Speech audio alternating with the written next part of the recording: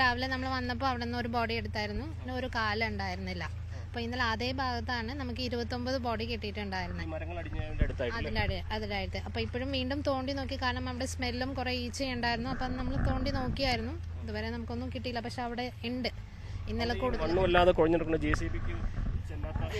JCB ആയിരുന്നു കഷ്ടപ്പെട്ടിട്ട് ഉള്ളിൽ വന്ന്. ഈ ചേട്ടനാ നമ്മുടെ JCB ഡ്രൈവറായിട്ട് അവിടെ ഉണ്ടായിരുന്നു. അപ്പോൾ ഒരുപാട് രീതിയിൽ കയറി വരാൻ ഭയങ്കര ബുദ്ധിമുട്ടാണ്.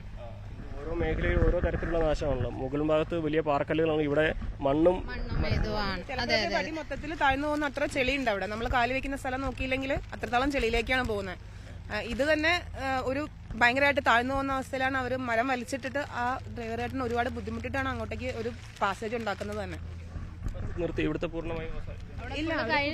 ഫുഡ് കഴിക്കാൻ വേണ്ടിയിട്ട്, ഒന്ന് റെസ്റ്റിന് വേണ്ടിയിട്ട്, അടുത്ത ഇൻസ്ട്രക്ഷൻ വരാൻ വേണ്ടിയിട്ട് നമ്മൾ വെയിറ്റ് ചെയ്യുന്നത്.